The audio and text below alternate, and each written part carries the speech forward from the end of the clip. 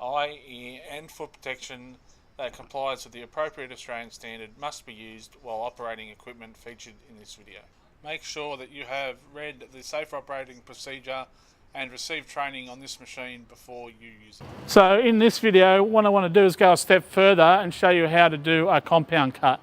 So a compound cut is a cut that involves two angles.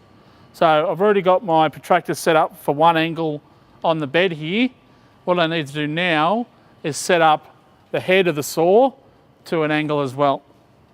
These are commonly used when we're cutting roofs and for our creepers and that sort of stuff. So I've loosened off the handle at the back of the saw.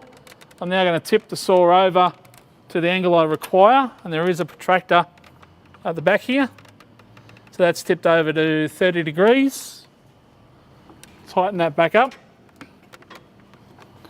So now I've got the saw set to roughly, let's make it 30 degrees on the protractor here and 30 degrees on the head. So I'm going to cut both angles at the same time. So put my safety gear on. So I'm going to release the guard, bring the saw down to where I want to make my cut, line that up, take the actual blade off the timber, start the saw and cut it through.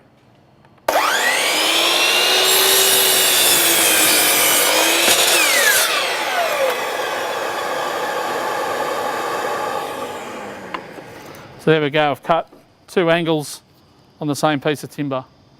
One last point when you're doing these cuts is make sure you pull out the guard because once you tip the saw over, you may actually be able to cut the guard that's in place. That's why they all have movable guards in this area.